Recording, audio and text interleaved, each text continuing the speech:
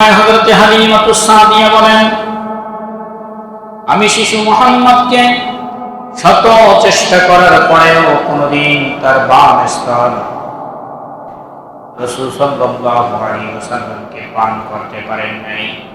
হযরত হালিমাতুস সাদিয়া বলেন, আমি শিশু মুহাম্মদকে যখন জোর করে আমার বাম স্তনে মুখ লাগিয়ে দেবার চেষ্টা করতাম, আপনার আমার রাসূল ওই সময় চোখের ইশারা দিয়া হযরত হালিমাতুস সাদিয়াকে বোঝাতে চায়, ও মা হালিমাতুস সাদিয়া, আমি পৃথিবীতে এসেছি মানুষের হক নষ্ট করবার জন্য নয়।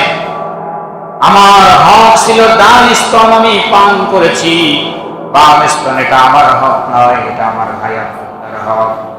সুতরাং পৃথিবীতে ইনসাফ ভিত্তিক সমাজ ব্যবস্থা প্রতিষ্ঠা করার জন্য আমি এসেছি। আমি শিশু মুহাম্মদ, আমি আমার ভাইয়ের হক নষ্ট করতে পারি না। সুবহানাল্লাহ বলে সেই নবীর উম্মত আমরা, নিজের ভাই নিজের বোন, নিজের চাচা নিজের ফুপু, যেটা যখন পায় আমাদের আর কিছু মনে থাকে না, ঠিক না বলেন? এদিকেও হয় না, হয় না, আশেপাশে দেখেন না, কথা বলছেন না, আমি কি মিথ্যা বলছি? এরকম হয় না? সম্মানিত উপস্থিতি, এজন্য রাসূল সাল্লাল্লাহু আলাইহি ওয়াসাল্লামের জীবন আদর্শ আমাদের জীবনে বাস্তবায়ন করতে হবে। এই নির্দেশ কার বলেন তো? এই নির্দেশ কার? আল্লাহ। আমি একটা আয়াতে কারিমা তেলাওয়াত করেছি সূরা আলে ইমরান থেকে। ওখানে আল্লাহ রাব্বুল আলামিন বলছেন, কুল ইন কুনতুম তুহিব্বুনাল্লাহা ফাত্তাবিউনি ইউহিব্বুকুমুল্লাহ ওয়া ইয়াগফির লাকুম যুনুবাকুম আল্লাহু গফুরুর রহিম। আল্লাহু আকবার। আল্লাহ রাব্বুল আলামিন বলছেন, নবীজি আপনি আপনার উম্মতদেরকে বলে দিন, কুল ইন কুনতুম তুহিব্বুনাল্লাহ, আপনি আপনার উম্মতদেরকে বলে দিন, তারা যদি আমি আল্লাহর ভালোবাসা পেতে চায়। কার ভালোবাসা?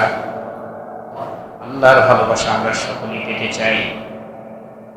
জীবনে নামাজ পড়ে না, রোজা রাখে না, হজ করে না, যাকাত দেয় না, সেই ব্যক্তিটাও কার ভালোবাসা পেতে চায়? বলেন, আল্লাহর ভালোবাসা সকলেই পেতে চায়। এজন্য আল্লাহ রাব্বুল আলামিন বলছেন, নবীজি আপনি আপনার উম্মতদেরকে বলে দিন, কেউ যদি আমি আল্লাহর ভালোবাসা পেতে চায়, ফাত্তাবিউনি, সে যেন আপনার অনুসরণ করে, আপনার ইত্তেবা করে। এখানে কিন্তু আল্লাহর হাবিবের অনুসরণ করার কথা আল্লাহ রাব্বুল আলামিন সুস্পষ্টভাবে ঘোষণা করেছেন। ইউহিব্বুকুমুল্লাহ, কেউ যদি এটা করতে পারে, আমি আল্লাহ রাব্বুল আলামিন তাকে ভালোবাসা দিয়ে ভরপুর করে রাখবো। সুবহানাল্লাহ। সম্মানিত উপস্থিতি, তাহলে এখানে কথা ক্লিয়ার। কোন মানুষ যদি আল্লাহ রাব্বুল আলামিনের ভালোবাসা পেতে চায়, তাহলে সে যেন আল্লাহ রাসূল সাল্লাল্লাহু আলাইহি ওয়াসাল্লামের অনুসরণ করে। রাসূল সাল্লাল্লাহু আলাইহি ওয়াসাল্লাম যেমনি পোশাক পরেছেন, ওই লোকটাকে তেমনি পোশাক পরতে হবে। হুজুর সাল্লাল্লাহু আলাইহি ওয়াসাল্লাম যেমনি মানবতার পাশে দাঁড়িয়েছেন, আমাদেরকেও তেমনি মানবতার পাশে দাঁড়াতে হবে। হুজুর সাল্লাল্লাহু আলাইহি ওয়াসাল্লাম যেমনি সমাজ ব্যবস্থা প্রতিষ্ঠা করেছেন, আমাদেরকেও তেমনি ভাবে সমাজ ব্যবস্থা প্রতিষ্ঠিত করতে হবে, ঠিক কিনা বলেন? সেটা না করে এখন রবিউল আউয়াল মাস চলছে, এই সময় দুই গ্রুপে মারামারি। কেউ বলছে মিলাদুন নবী, ঈদে মিলাদুন নবী, আর কেউ বলছে সিরাতুন নবী। এই দুই গ্রুপে এই দুইটা শব্দ নিয়ে আজকে বিশৃঙ্খলা সৃষ্টি হচ্ছে অনেক জায়গায়, ঠিক কিনা বলেন? সম্মানিত উপস্থিতি, বিষয়টা খুব ক্লিয়ার। এই ক্লিয়ার বিষয় নিয়ে আমরা আজকে ঝামেলা করছি। দেখেন, ঈদে মিলাদুন নবী, ঈদ মানে আনন্দ, মিলাদুন নবী মানে রাসূল সাল্লাল্লাহু আলাইহি ওয়াসাল্লামের জন্মদিনে ঈদের আনন্দ। আবার কেউ বলছেন সিরাতুন নবী। দেখেন, মিলাদুন নবী পালনীয় নয়, অনুসরণীয় নয়। আপনি কি পালন করবেন? আর সিরাতুন নবী জীবনের প্রতিটা ক্ষেত্রে রাসূল সাল্লাল্লাহু আলাইহি ওয়াসাল্লামের জীবন আদর্শ অনুসরণ করে পালন করা যায়, ঠিক না বলেন? আসলে আমাদের এই মীমাংসিত বিষয়গুলো নিয়ে আজকে আমরা বিভিন্ন সময় বিভিন্ন জায়গায় আমাদের নিজেদের মধ্যেই আমরা জ্ঞান করছি, বিশৃঙ্খলতার সৃষ্টি করছি। আর ওই দিকে আমাদের বিরুদ্ধে যারা আছে, ইসলামের আলোকে যারা নিভিয়ে দিতে চায়, এই চক্র আমাদের এই বিশৃঙ্খলা দিকে তারা হাসে, ঠিক না বলেন? সম্মানিত উপস্থিতি, রাসূল সাল্লাল্লাহু আলাইহি ওয়াসাল্লামের জন্মে আমরা সকলেই খুশি, ঠিক না বলেন? রাসূল সাল্লাল্লাহু আলাইহি ওয়াসাল্লাম পৃথিবীর জমিনে যদি না আসতেন, তাহলে ওই সময়ে যে সময় হুজুর এসেছেন, ওই সময় আইনে জাহিলিয়াতের অন্ধকার একেবারে সমাজ ব্যবস্থাটাকে শেষ করে দিয়েছিল। যৌন চাহিদা মেটাবার জন্য একটা পুরুষের একটা নারীর প্রয়োজন ছিল। সেটা কার খালা, কার ফুপু, কার বোন, কার চাচি, এটা দেখা হতো না। নাউজুবিল্লাহ বলেন। এইরকম অসংখ্য পাপাচারে যখন লিপ্ত হয়ে গিয়েছিল আরববাসী, ওই সময় আপনার আমার রাসূল আমাদের জন্য রহমত হয়ে পৃথিবীতে আসলেন। এই জন্য রাসূলের জন্মে আমরা পৃথিবীর সকলেই খুশি হয়েছি, খুশি হব, ঠিক না বলেন? ওই সময় যারা ছিলেন তারাও হয়েছিলেন। আমরা যারা রাসূল সাল্লাল্লাহু আলাইহি সাল্লাম চলে যাওয়ার প্রায় ১,৫০০ বছর পরে পৃথিবীর জমিনে এসেছি, রাসূল সাল্লাল্লাহু আলাইহি সাল্লামের জন্মে আমরা সকলেই খুশি, ঠিক না বলেন? আমাদের মতোই আমরা পৃথিবীর সব মানুষ যত খুশি হয়েছিলাম, তার চেয়ে শতগুণ বেশি খুশি হয়েছিলেন কিন্তু রাসূলের চাচা আবু লাহাব। আবু লাহাব একটা জায়গায় বসে আছেন, তার দাসী সুহাইবা এসে বললেন, মনিব, আপনার ভাই আব্দুল্লাহ,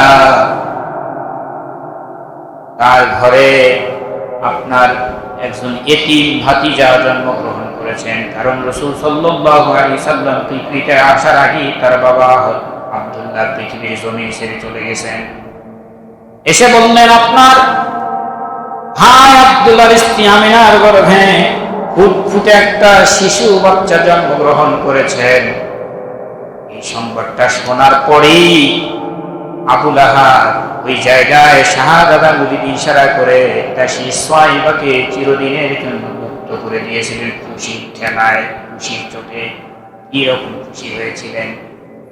সম্মানিত উপস্থিতি, রাসূল সাল্লাল্লাহু আলাইহি ওয়াসাল্লামের জন্মে আবু তালেব খুশি হয়েছিলেন।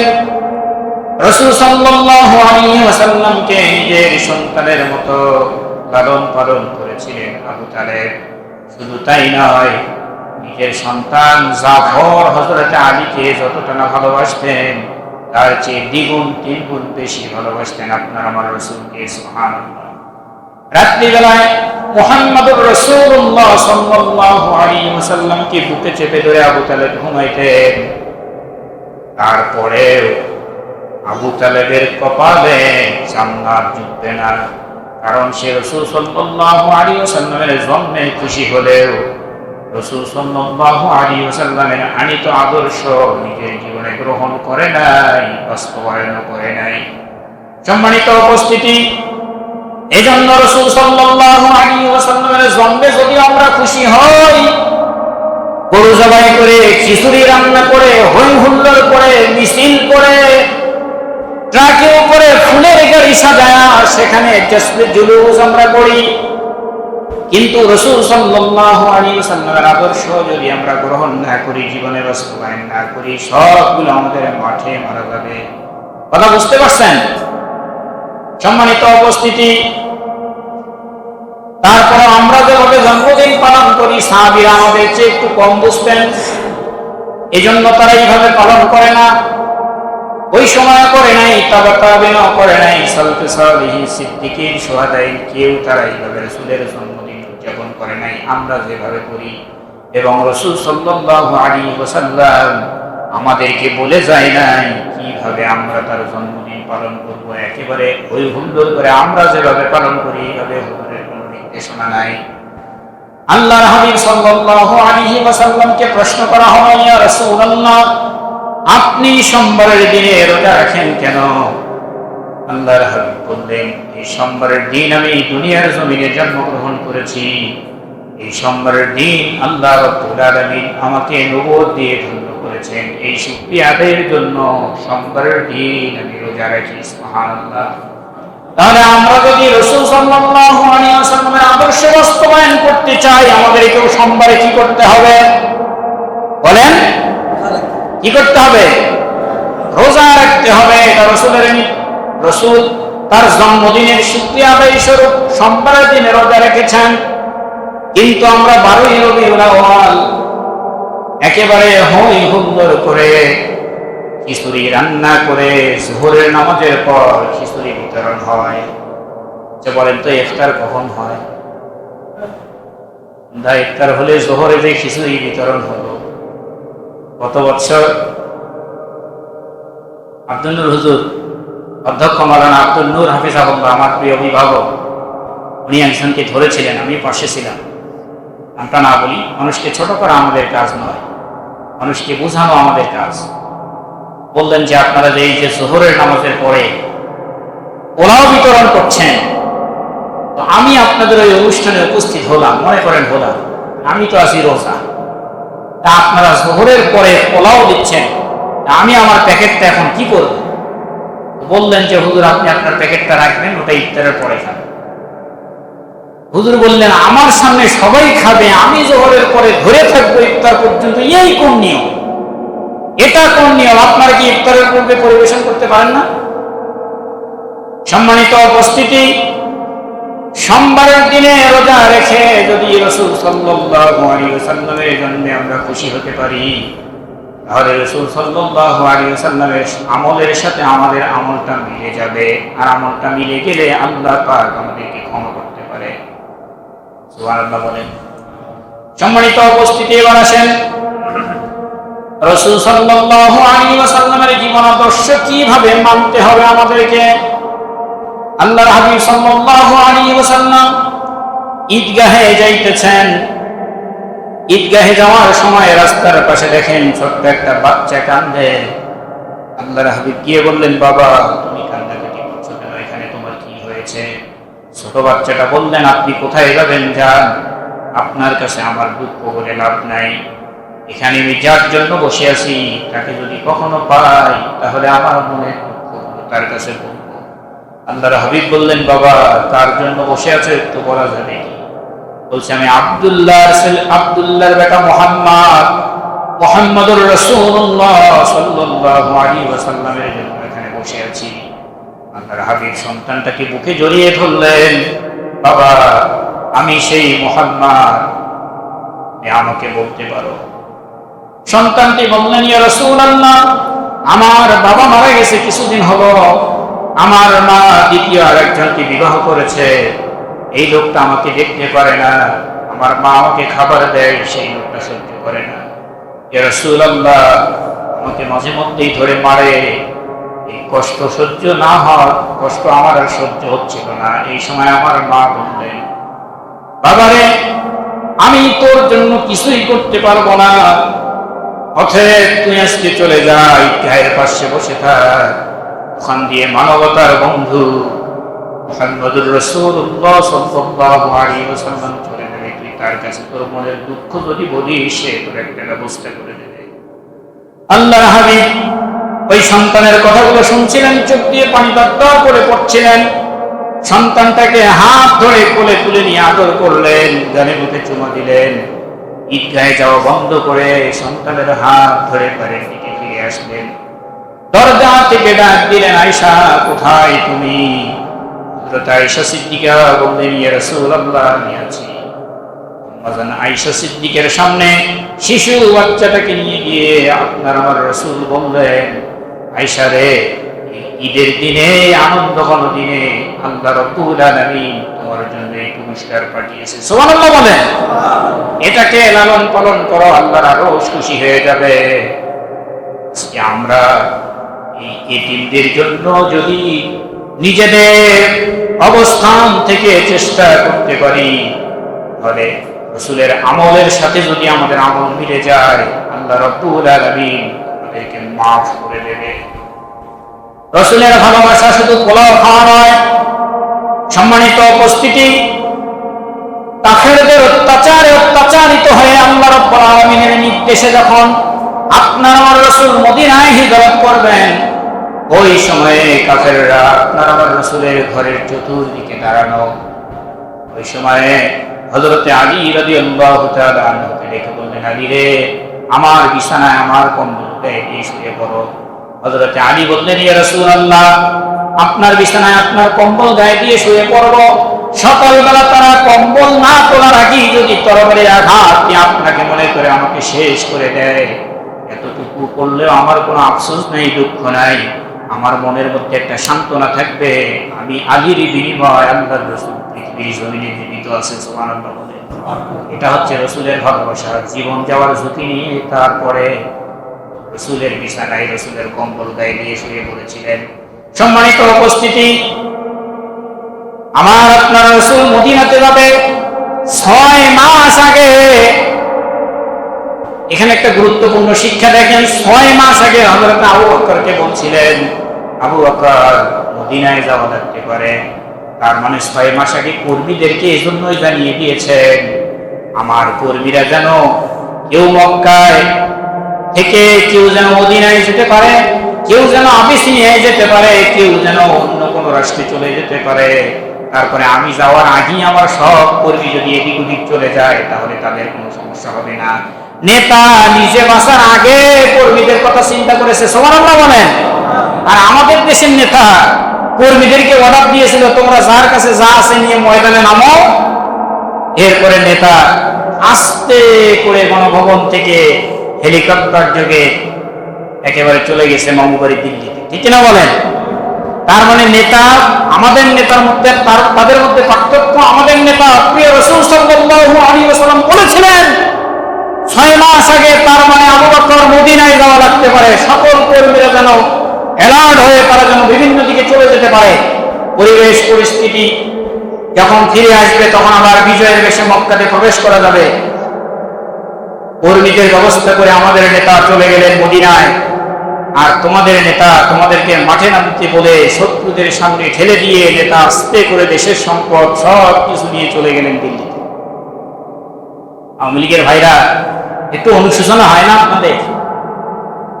আমি মনে করি আমার সমাজে ওই রকমটা নাই, তবে যদিও 2-1 জন থাকেন, একটু চিন্তা করেন তো, কোন নেতার পিছনে জীবন যৌবন সব দিলেন, আপনাদেরকে শত্রুর মুখে ঠেলে দিয়ে নেতা একাই জয় বাংলা হয়ে গেল। সম্মানিত উপস্থিতি, রাসূল সাল্লাল্লাহু আলাইহি ওয়াসাল্লামের ভালোবাসা শুধু পোলাও খাওয়া নয়।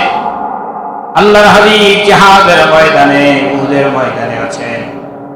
সংবাদ ঘটে গেল চারপাশে মুহাম্মদ নিহত হয়েছে। এদিকে বৃষ্টির মতো তীর আসতেছিল। হযরত আবু তালহা রাদিয়াল্লাহু তাআলা আনহু, হযরত আবু তালহা রাদিয়াল্লাহু তাআলা আনহু রাসূল সাল্লাল্লাহু আলাইহি ওয়াসাল্লামকে এইভাবে জড়িয়ে ধরে হুজুরকে ধরে রাখলেন। কিতাবের মধ্যে এসেছে হযরত আবু তালহার পিঠে 80 থেকে 82টা তীর বিদ্ধ হয়েছে, তারপরে হুজুরকে ছেড়ে দেয় নাই। কি ভালোবাসা! প্রতিমধ্যে উহুদের ময়দানের অবস্থা যখন খুব খারাপ, তখন চলে আসতেছে নসেবা নামে একজন মহিলা। রাস্তায় দৌড়ে দৌড়ে তিনি উহুদের ময়দানের দিকে যাচ্ছেন। এক সময় পরিচিত কিছু লোক দিকে বলছেন, নসেবা, কোথায় যাও? তোমার স্বামী উহুদের ময়দানে যুদ্ধে গিয়েছিল, তোমার স্বামী শহীদ হয়ে আল্লাহর জমিনে লাশ হয়ে পড়ে আছে। হযরত নসেবা বললেন, পথিক, আমার স্বামী শহীদ হয়েছে না সন্তান শহীদ হয়েছে জানতেও চাই না, তুমি বরং আমাকে বলো আল্লাহ রাসূল মুহাম্মদুর রাসূলুল্লাহ সাল্লাল্লাহু আলাইহি ওয়াসাল্লাম কেমন আছে? আরো কিছু দূরে গেলেন, পরিচিত আরেকজন লোকের সঙ্গে দেখা হলেন। বললেন, নসেবা, কোথায় যাও? উহুদের ময়দানে খোঁজ নেওয়ার জন্য যাই। ওদের ময়দানে গিয়ে লাভ নাই। তোমার 4টা সন্তান জিহাদের ময়দানে এসেছিলেন, 4টা সন্তান শহীদ হয়ে আল্লাহর জমিনে লাশ হয়ে পড়ে আছে। এবার রাদিয়াল্লাহু তাআলা আনহা বললেন, পথিক স্বামী শহীদ হয়েছে না সন্তান শহীদ হয়েছে জানতে চাই না, আমাকে বলো উহুদের ময়দানে মুহাম্মদুর রাসূলুল্লাহ কেমন আছে? সম্মানিত উপস্থিতি, একটা মহিলা সাহাবীর ভালোবাসা রাসূলের কেমন ছিলেন, তাম পৃথিবীর মানুষ যদি সকলে একত্রিত হয়ে ভালোবাসা দেয়, একটা সাহাবী রাসূলকে যে ভালোবাসা দিয়েছিলেন সেই ভালোবাসা দেওয়া সম্ভব? বলেন সম্ভব? আমাদের ভালোবাসা খাওয়া যেখানে আমরাও সেখানে, খাওয়া নাই আমরাও নাই, এটা হচ্ছে আমাদের ভালোবাসা। সম্মানিত উপস্থিতি, একটা কথা ভালো করে মনে রাখবেন, ভোগের নাম ইসলাম নয়, ত্যাগের নাম ইসলাম। অসহায় মানুষকে সাহায্য করবেন, দেখবেন আপনি শান্তি পাবেন, মনের দিক থেকে তৃপ্তি পাবেন।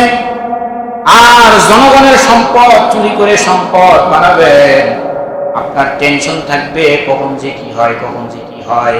এই টেনশনের কারণে একেবারে দরবেশের মতো একটা মানুষ বলল কি, এই টেনশন থেকে বাঁচবার জন্য একেবারে দাড়ি এমন ভাবে ক্লিন শেভ করেছে, ওই দিন যদি আনিসুল না বলতো আসলে ওকে চিনতে পারতো না।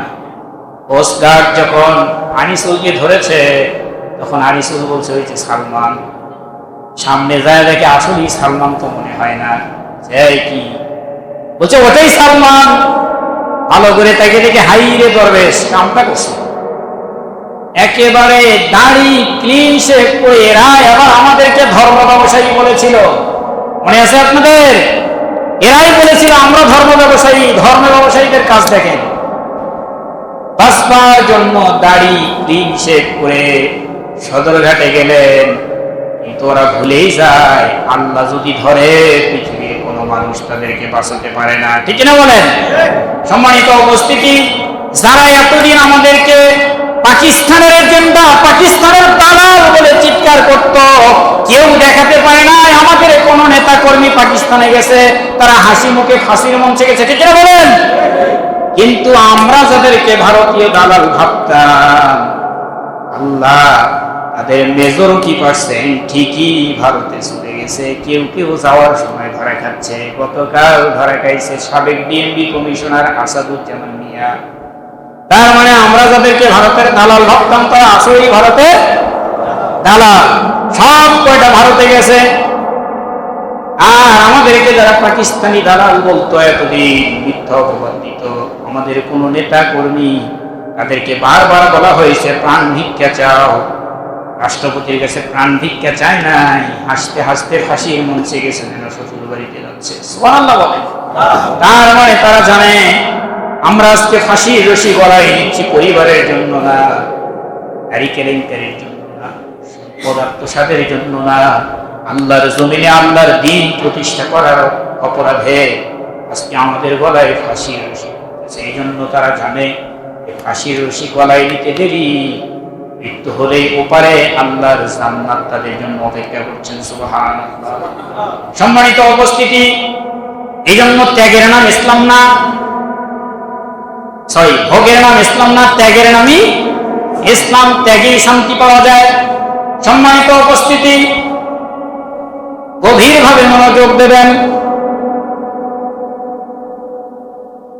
হযরতে আব্দুল্লাহ বিন মুবারক রাহমাতুল্লাহি আলাইহি হজে যাওয়ার জন্য প্রস্তুতি নিয়েছেন।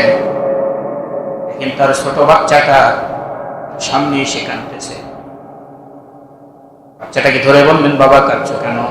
বলছে, আব্বু এই বাড়িতে গোশত রান্না হয়েছে, আমার খেলার সাথী ওর সন্তান, তার সাথে গেলাম, আমি গোশত চেয়েছি, তারা আমাকে গোশত দেয় নাই, আমার সামনেই তারা গোশতগুলো খেলো। সন্তানটাকে হাত ধরে নিয়ে আস্তে আস্তে ওই বাড়ির দরজায় গিয়ে, আসসালামু আলাইকুম ইয়া আহলাল বাইত। আমরা হলে তো একেবারে অবস্থা, টাকা আমার সন্তানকে এক পিস দেশ নেই কেন? ঠিক না বলেন? আস্তে করে গিয়ে বললেন, আসসালামু আলাইকুম ইয়া আহলাল বাইত। বাড়ির ভিতর থেকে সালামের জবাব দিয়ে দরজা খুলে দিলেন। আব্দুল্লাহ বিন মুবারককে ডেকে বাড়িওয়ালা বলছেন, সর্বনাশ, হুজুর আপনার পায়ে গরিবের বাড়িতে পড়েছে, আমার জীবন ধন্য হয়ে গেছে। কারণ আব্দুল্লাহ বিন মুবারক ওই সময়ের আলেমদের মধ্যে শ্রেষ্ঠ আলেম ছিলেন। ওই সময় যত আলেম ছিলেন, একজন লিখেছেন এই আলেমদের সমাবেশে সকলেই তারকা, এই হাজারো তারকার ভিতরে আব্দুল্লাহ বিন মুবারককে পূর্ণিমার চাঁদের মতো মনে হয়। সুবহানাল্লাহ বলেন। সেই আব্দুল্লাহ বিন মুবারক আজকে আমার বাড়িতে এসেছেন, হুজুর আমার জীবন ধন্য হয়ে গেছে। আব্দুল্লাহ বিন মুবারক রাহিমাহুল্লাহ বললেন, আমি এসেছি একটা কারণে, তোমরা গোশত রান্না করেছো, আমার সন্তানটাকে একটু গোশত খেতে দাওনি কেন? ছোট বাচ্চাটাকে এক পিস দিলে তো হয়ে যেত। বলার সঙ্গে সঙ্গে বাড়িওয়ালা কান্না শুরু করে দিয়েছেন। বাড়িওয়ালা বলছেন, হুজুর আপনারা সাহেবে মাল, বড়লোক মানুষ, আপনারা ধনী মানুষ, আপনার সন্তানকে গোশত না দিয়ে যদি আমি অপরাধ করে থাকি, আপনি আমাকে মাফ করে দেন, তবে আমার কথাগুলো আপনি শোনেন। বিগত কয়েকদিন হলো কোনো কাজ পাই না, আজকেও মাঠে গিয়েছিলাম কাজের জন্য, কোনো কাজ না পেয়ে, সন্তানগুলোর ক্ষুধার যন্ত্রণা সহ্য করতে না পেরে আসার সময় দেখলাম মাঠের পাশে একটা মরা গরু পড়ে আছে। আশেপাশে যখন লক্ষ্য করে দেখলাম কেউ নাই, তখন ওই গরুটা ছিলে, চামড়া ছিলে, গরু থেকে কিছু গোশত কেটে নিয়ে এসেছি জীবন ধারণের জন্য। আপনারা তো ধনী মানুষ, সাহেবে মাল, এই গোশত খাওয়া আপনাদের জন্য জায়েজ নয়, আমরা জীবন ধারণের জন্য খাচ্ছি, এই জন্য নাকি আমরা আপনার সন্তানকে আমরা গোশত দিই নাই। হুজুর যদি অপরাধ হয়ে থাকে মেহেরবানি করে মাফ করে দিন। হযরত আব্দুল্লাহ বিন মুবারক কিছু না বলেই বাড়ির দিকে চলে আসলেন। হজে যাওয়ার জন্য প্রস্তুতি নিয়েছিলেন, সব টাকা পয়সা নিয়ে গেলেন। এককালীন তাকে টাকাগুলো দিয়ে দিলেন, ভাই আপনি আমার পাশের প্রতিবেশী, এত কষ্টে আছেন, আপনার খোঁজ আমি নিতে পারি নাই, এই যে আমার হজের টাকা, আমি আগে হজ করেছি, এটা আমার নফল হজ, এই হজের সব টাকা আপনাকে দিয়ে দিলাম, আমাকে আর কোনোদিন ফেরত দিতে হবে না। ভাই মেহেরবানি করে কিয়ামতের মুসিবতের ময়দানে ওই সময় আল্লাহ রাব্বুল আলামিনের আদালতে আমার বিরুদ্ধে মামলা দায়ের করবেন না। দেখছেন, টাকাও দিল আবার মাপও চায়। আমরা তো 2 টাকা 15 দিন কাপড় দিলে 13 দিন খোটা দেই, আছে না এরকম? এটা মহিলাদের মধ্যে বেশি হয়। খবরদার, মহিলাদেরকে বাড়িতে গিয়ে বলে দেবেন, কোনদিন কারো উপকার করলে পরবর্তীতে খোটা যেন না দেওয়া হয়। সম্মানিত উপস্থিতি, হযরত আব্দুল্লাহ বিন মুবারক সেখান থেকে সন্তানের হাত ধরে চলে আসলেন, হজে যাওয়ার হলো না। হজ থেকে ফিরে আসার পর তার বন্ধু বান্ধবরা বলছেন, মুবারক তুমি এত তাড়াতাড়ি আসলে?